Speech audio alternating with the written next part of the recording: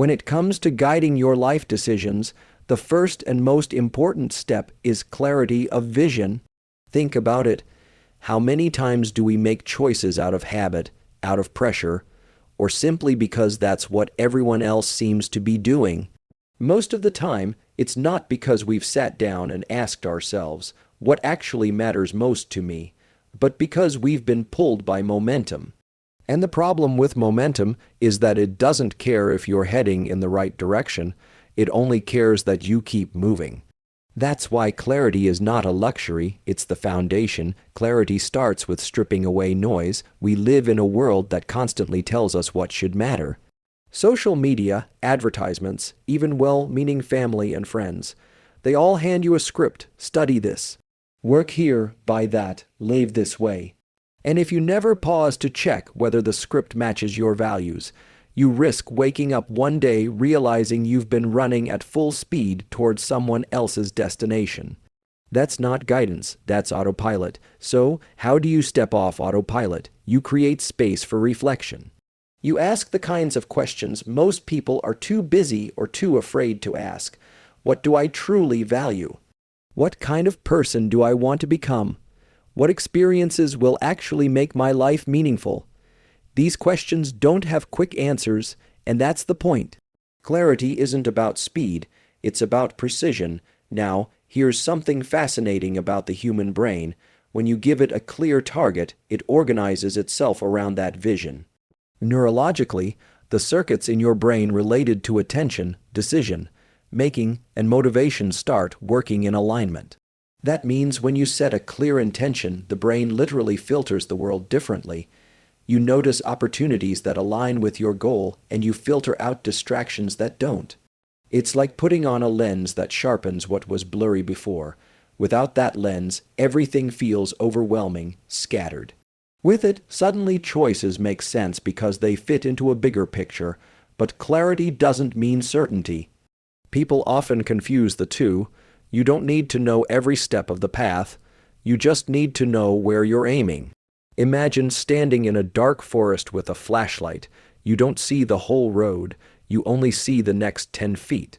But if you know your direction, those 10 feet are enough. You take them, and then the next 10 appear.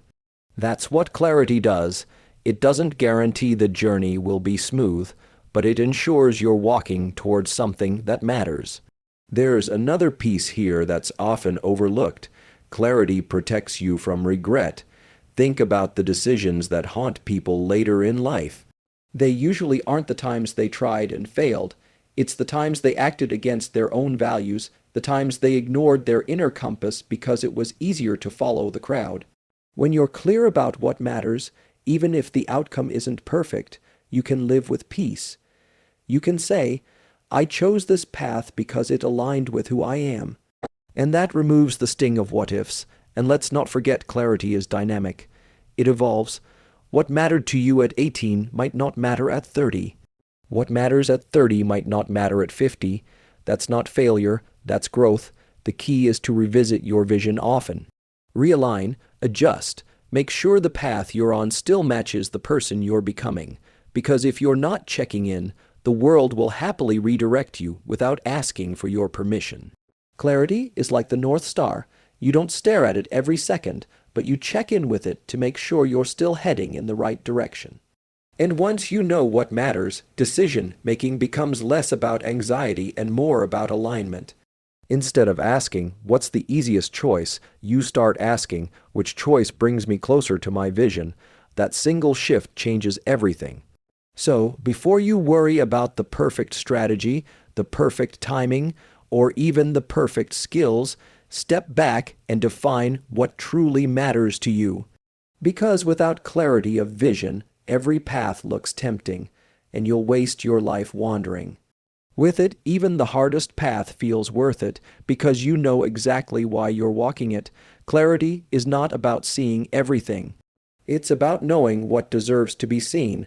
Once you've established clarity of vision, the next question becomes, how do you sustain it?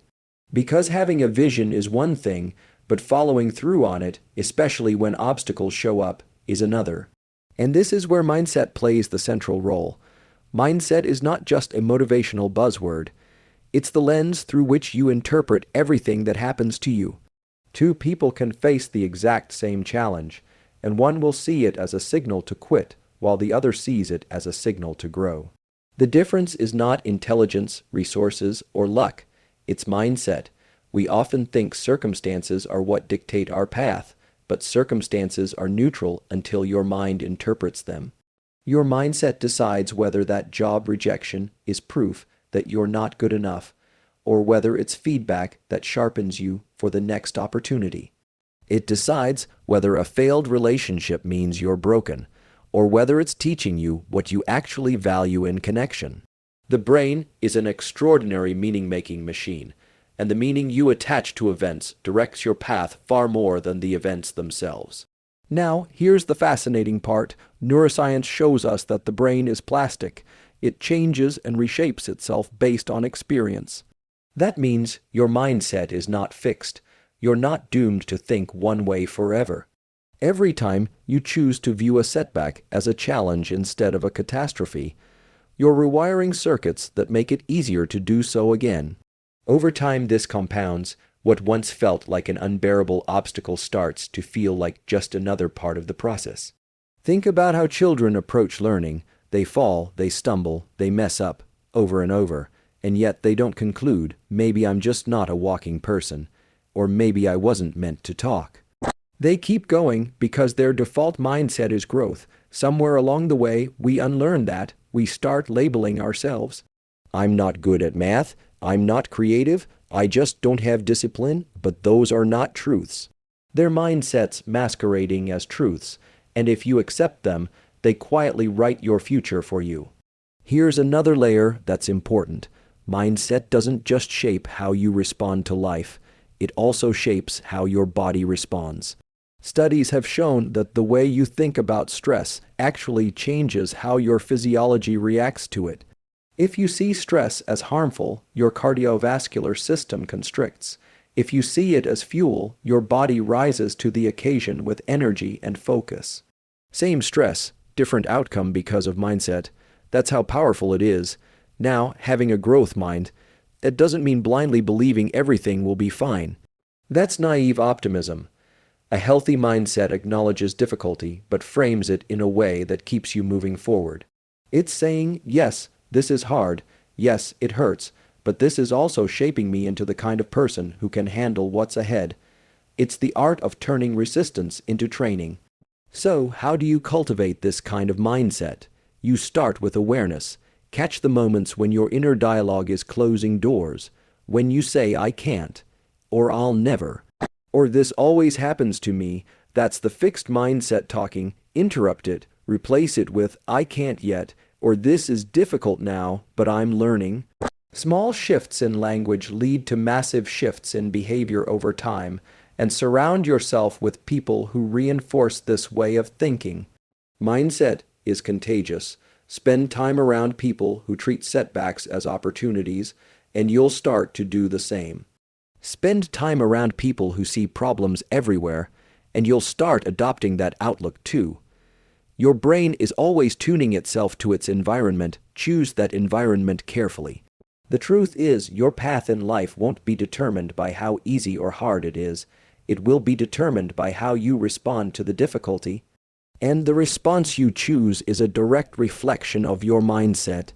So, if clarity of vision gives you your North Star, mindset is the fuel that keeps you walking toward it, no matter how stormy the night gets. Your path isn't defined by what happens, it's defined by how you choose to see what happens. When you've defined your vision and built a mindset that supports it, the next challenge becomes knowing how to actually make decisions along the way. And here's where many people get stuck, because we're often told to rely exclusively on logic, or to trust our gut and ignore everything else. But the truth is, the most powerful decisions come from balancing the two, logic and intuition working together, not against each other. Logic is your map.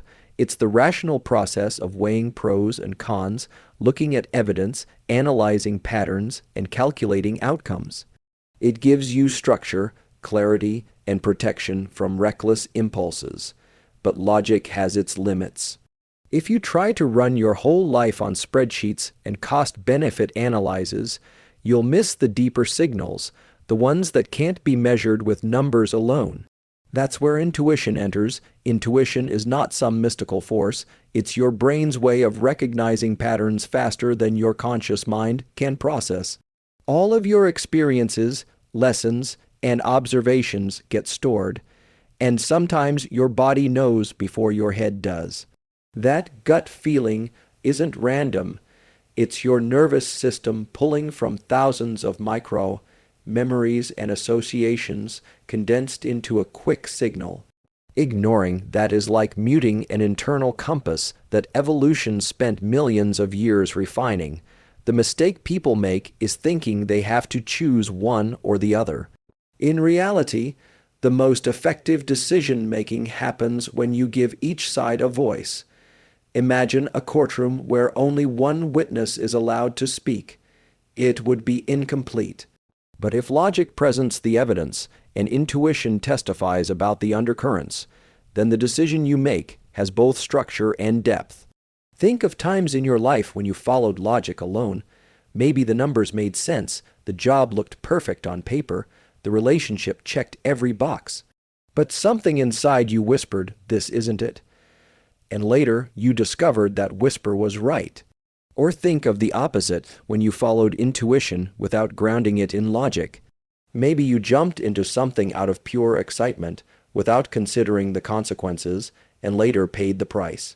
Those extremes teach us that the balance is not just wise, it's necessary. The brain itself supports this idea.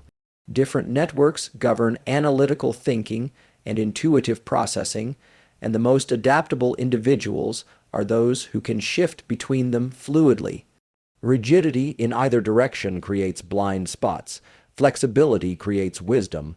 One of the most practical ways to do this is to create a pause between stimulus and response.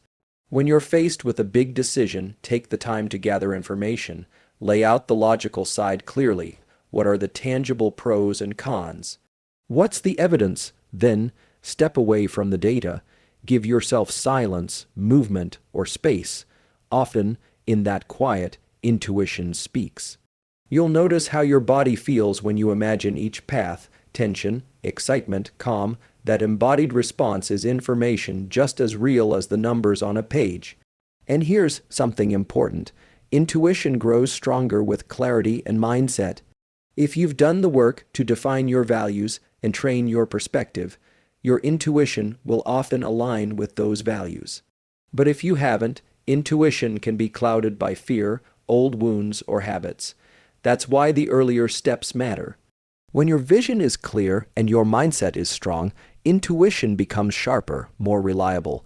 Some of the greatest breakthroughs in history came from this union. Scientists who followed the data but also trusted the hunch that nobody else could see. Artists who honed their craft with discipline but allowed inspiration to guide the next brushstroke. Leaders who studied the facts yet trusted the subtle sense that told them the timing was right. It's never been logic versus intuition.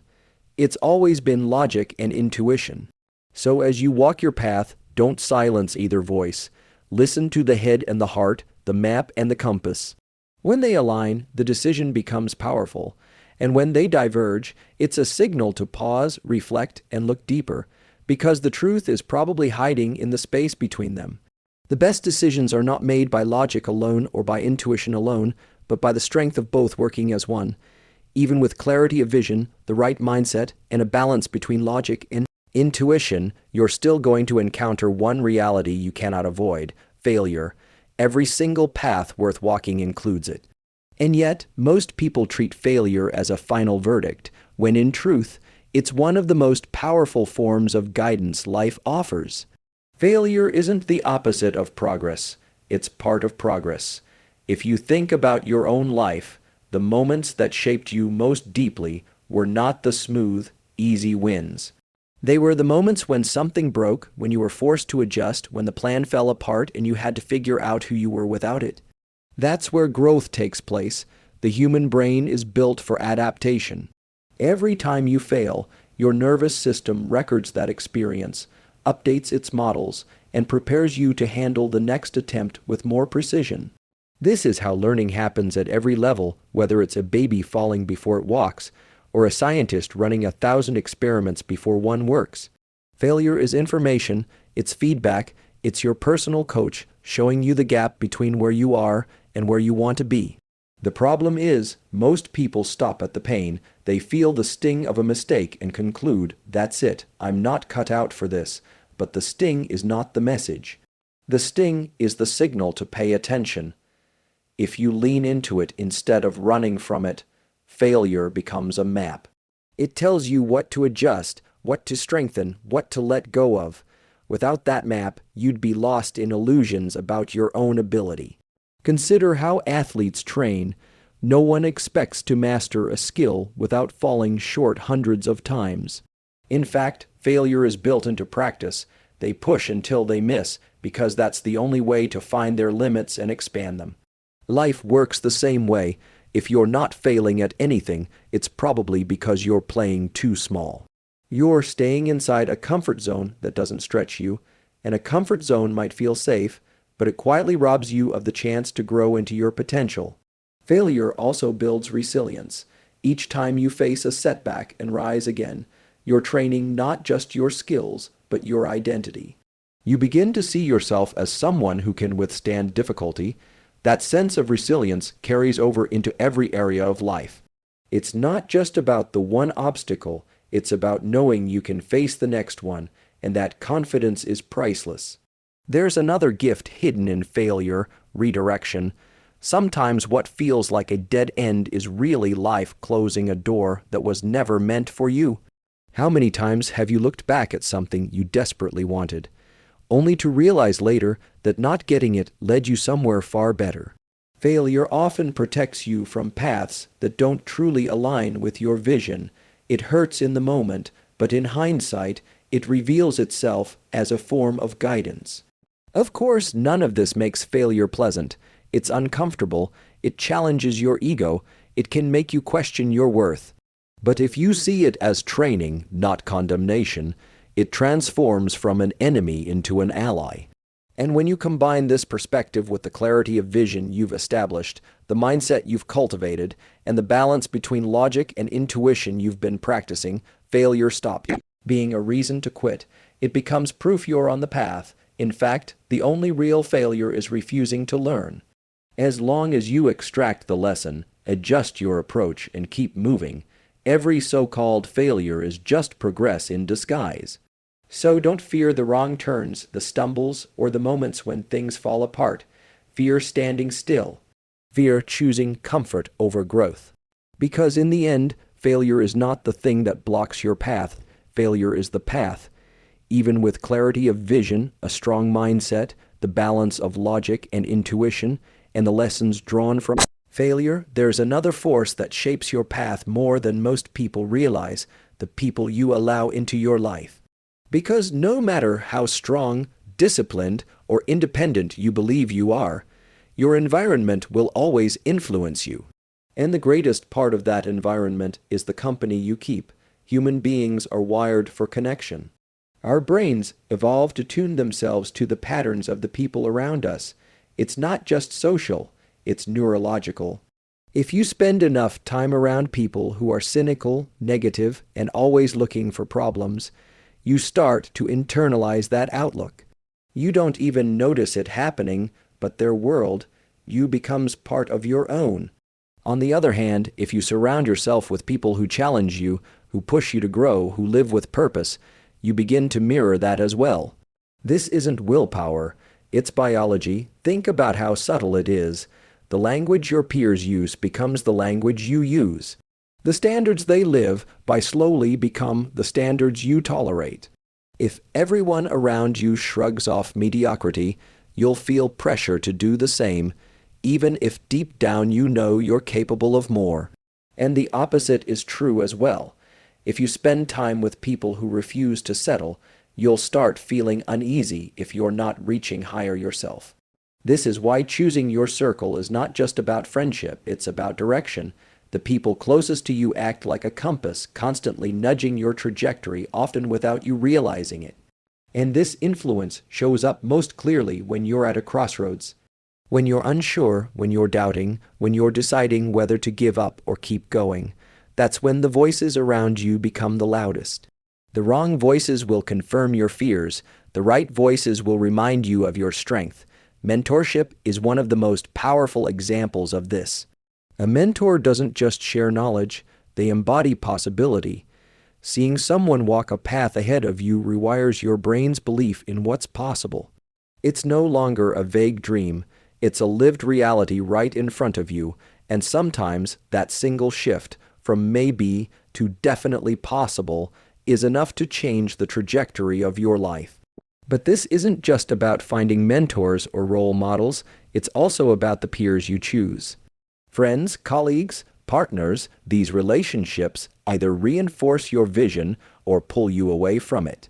And here's the difficult truth.